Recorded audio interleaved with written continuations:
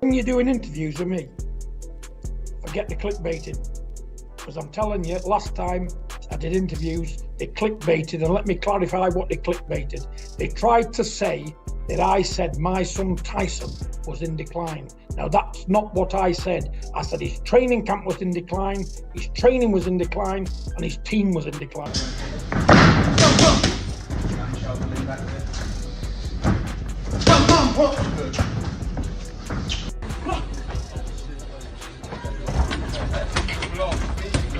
John Fury has reportedly delivered a brutal warning about Tyson Fury's training camp, claiming his son's preparation has become more like a circus than a serious heavyweight camp.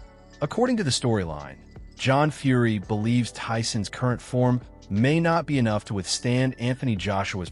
But Tyson, I never said at any one time he was in decline. You can only do with what you've got around you. And I said he needs to make a lot of adjustments for this next fight. Not he was in decline. There's two different things about a man being in decline and a man's training can be in decline. I was on about his training camp and his training. That is and was in decline. So let's keep it properly, because the last people that said that, I don't know what they do it for, just for a clickbait, for a view. Power if the long-awaited blockbuster fight finally happens. The warning becomes even more serious, with John Fury reportedly planning to fly out and personally assess Tyson's condition. He wants to see for himself whether the power, movement, and sharpness that... Trying to stay retired, he's not an happy man. And you know, he says he's got more to give. Let's see. I'm going to fly over there in a few weeks' time, put some time with him, and I want to see exactly what he has got. And if he has got plenty, we'll be back and we'll win a title again. But if he hasn't, he hasn't. And I'll tell him if he's either got it or he hasn't. I'm the one man to tell him. But you know, he's been over there 8 days of training, looks a lot better. Once made Tyson Fury so difficult to beat are still there. Behind the scenes, however, the growing concern is that John Fury may already sense a decline. That fear becomes even more significant when Anthony Joshua enters the conversation. Johnny Nelson is questioned. You know, these guys, of course, that carrot's going to be dangled in front of the both of them. But it's a case of, you know, why? Why? You know, why? And the thing is, someone's got to lose. And then they've got to live within themselves after that. So, why? I actually now don't think that fight will happen. A massive carrots will be dangling in front of them, but I don't think it will happen. Whether the massive showdown will actually happen, warning that a fight between these two heavyweights could leave only one man standing. His hesitation reflects a concern shared by many observers. Both fighters have reached a stage in their careers where one bad night could change everything. Derek Kazor. Because he's trying to catch up, but he's losing his weight. He's getting his mojo back, you know. So what's left now is him and AJ. You know, the mojo is back now. I believe by the time these guys walk in the ring in Wembley, no fucking Vegas. We don't want to fight in Vegas. What do Americans want to watch too? However, believes Tyson Fury may finally be rediscovering his confidence and rhythm. Rumors of a potential Wembley or Las Vegas showdown continue to fuel excitement, but questions remain about whether Tyson's preparation is strong enough to handle Joshua's physical threat. Carl finished. He's got no punch resistance. I'm saying he's finished because he has got no punch resistance, and he hasn't. We saw that in abundance in round one against a nobody. So let's not skirt around it. Let's not try and dress it up in any other way. AJ's chin cannot take a punch. It's got a glass jaw, and it's never going to be solid anymore. It can't be. It's actually, I don't want to be too critical. It's actually... Frock has been equally brutal when discussing Anthony Joshua, questioning Joshua's punch resistance and suggesting his chin could be vulnerable. But that criticism cuts both ways. If Joshua has weaknesses, Tyson Fury has his own concerns, particularly if... They say about Tyson on Friday, his legs finish. Joshua is saying his chin finish. What do you think about this? Well, listen, crazy. Today, I have time now, yeah? Today I use news. I use social media and read news. His speed, timing, and conditioning are no longer what they once were. The result is a fascinating heavyweight matchup where neither man's weaknesses can be ignored. Alexander Usyk has also been pulled into the conversation, especially after brutal claims surrounding Tyson Fury's legs and Joshua's durability. Both narratives create uncertainty, but John Fury's apparent concern is that Tyson could be walking directly into danger if he enters the fight without being fully prepared. Frank Warren has reportedly... I think he's strong enough, he's got the right personality, he's got the right mental attitude, and he will put his best foot forward. ...suggested that Tyson Fury has quietly indicated a return, although the exact timing and opponent remain uncertain. Meanwhile, questions surrounding Joshua's own comeback and potential surgery make the timing of the matchup even more complicated. Joshua's next undisputed champion. Anthony Joshua's next undisputed champion. Tell me, what was you thinking when he went down in the first round? First round, it's death, but AJ back. Yeah, it's boxing, you know. It's boxing like uppercut, good. It's a knockdown. Yeah, AJ back and win. But the second knockdown, and I'm close to AJ, I was even worried. Greedy belly, I know. You now will speak. Ow, ow. You have cheese like a... weak chin, blah, blah, blah. Greedy belly, get out. Listen, Greedy Belly won last night against Marius Wack. Did you see that performance? No. Do we see AJ Greedy Belly next? Yes, of course. How does it go? I will here. I will in ring. How will it go? AJ win. How does he win? Knock him out. There you go. AJ knockout from Alexander Usyk. Alexander, thank you so much. Guys, back to... John Fury appears to believe timing could be everything. A rush comeback from Tyson Fury could be disastrous against an opponent as powerful as Joshua. At the same time, Joshua cannot afford to enter the fight assuming his opponent is fit. Now, going to train with him, there's still friendly competition in the gym. He might do, when he's skipping, longer than me, and next time I'm thinking I'm trying to outdo him, or he might run, or I might run longer than him. It's just always, it's not about ego. It's just our nature, just being competitive. And as a competitor, I wanted to improve, and I had an opportunity to go to his house and see what's going on in his environment, and I took it upon myself to take myself there because he has been the best, not only in the heavyweight division, he was the best cruiserweight, one of the best amateurs. So starting to understand how he managed to achieve all these things. I can see some clues, definitely, but also there's only one Anthony Joshua, and I've got to make it my own. I can't turn southpaw. I can't do the things that he done, but I can see the things that he done and make it Anthony Joshua's. And I think it's been good, man. It's been really, really good. One mistake against Fury could completely change the outcome. Perhaps the most interesting development is the growing respect for Joshua coming from people connected to Tyson Fury. Anthony Joshua's work alongside Alexander Usyk has added another dimension. Just look at the resume of Anthony Joshua. He has the best resume in heavyweight boxing, bar none. He's always fought the toughest fights. He's fought everybody that's been a mandatory. He's never swerved anyone.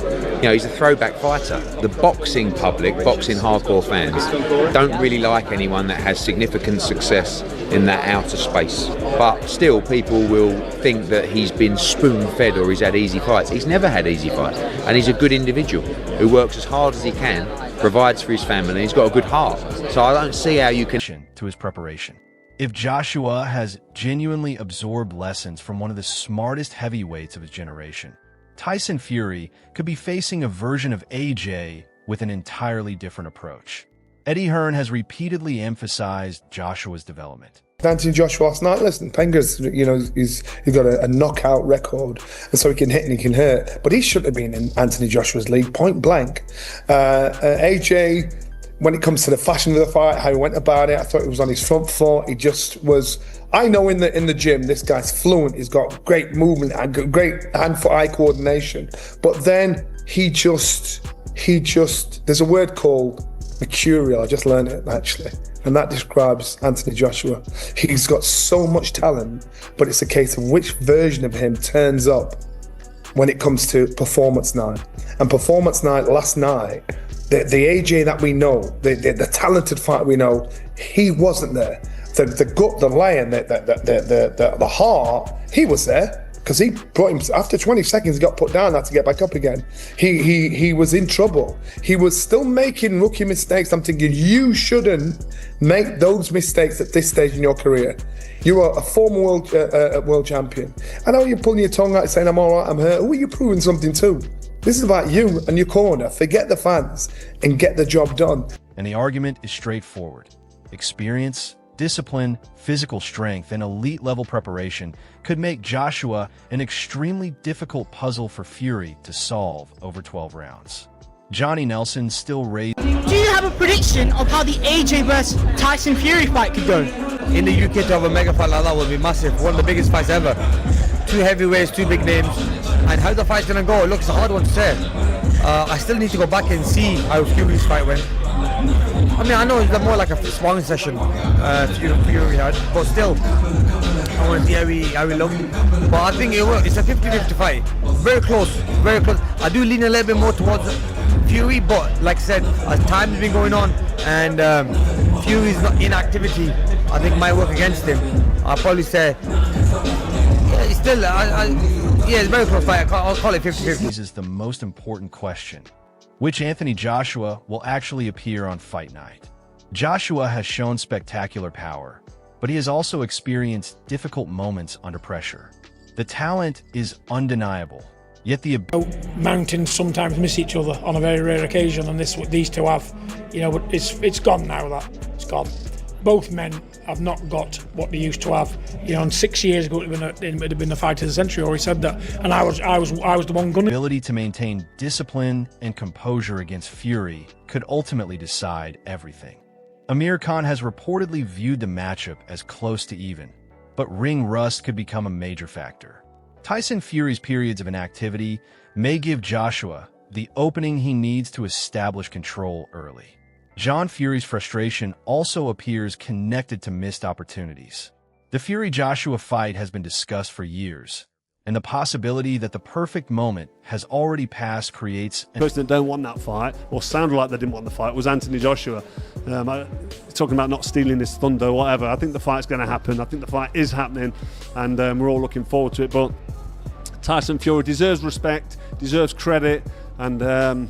yeah, we've got to acknowledge that he's just had a solid 12 rounds against a game opponent, and he got some good work in there, and that will set him up for the Anthony Joshua fight. And I'd like to see these two come together a little bit and just be face to face, up close and personal. Then you know it's real. An uncomfortable reality. Joshua may now be a different fighter, while Fury has entered another stage of his career. Carl Froch has also questioned why the fight has taken so long to materialize. His demand for the two men to finally stand face to face captures... Because I know the fight will happen. Definitely, this year. Yeah, we're just baking the cake. It's going to happen. Turkey... You know what Tyson said? He just told you. But Turkey suggested that it was going to be announced tonight, so is there a deal in place? Oh, that's Turkey's business, isn't it? Not mine. But... yeah, there's a lot I know, a lot I can't divulge, but I'm just going to say that this fight is going to happen. And the man behind it is Turkey Al-Sheikh, and the company behind it will be Netflix. The frustration among fans who have heard endless talk without seeing the rivalry settled. Meanwhile, reports surrounding a major streaming deal have made the matchup appear increasingly serious.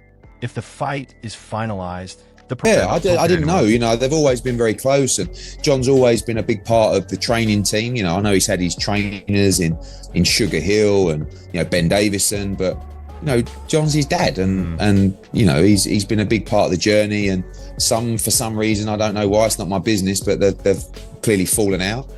And it's never nice to see, and definitely not nice. Promotional pressure will be enormous, especially with Joshua's camp appearing increasingly confident.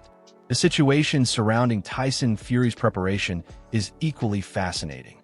A fractured relationship with his father would hardly be ideal preparation for the biggest fight of his career. Obviously, Fury's got his own fans and people that think that he is a legend, and one thing and another. Well, that's all well and good, but you've got to look at his resume. It doesn't stack up. Not to the great fighters. It doesn't stack up. Particularly when John Fury himself is publicly questioning the direction of the camp. Duke McKenzie has gone even further, questioning whether Tyson Fury's resume truly belongs alongside the greatest heavyweights in history. A defeat to Joshua. Fighting Marius Wack, who's about 64 years old. He's lost 8 times in the last 10 fights. It's going to be a spar. We don't have to throw stones, Ed. No, I'm just responding to his comments, Adam. Come on, leave it out. What's the matter with you? Don't go soft. Joshua would make that debate even louder. Put everything together, and the picture becomes impossible to ignore. Anthony Joshua is being presented as a dangerous heavyweight, sharpening his skills, learning from elite champions, and preparing for another massive challenge. Tyson Fury, meanwhile, faces questions about inactivity, preparation, conditioning, and whether the old version of himself still exists. John Fury's warning may therefore be more important than any promotional statement. If Tyson Fury enters this fight believing Anthony Joshua is the same fighter he was years ago, he could be making a catastrophic mistake. Joshua's power remains a major threat, and one perfectly timed punch could change the entire fight.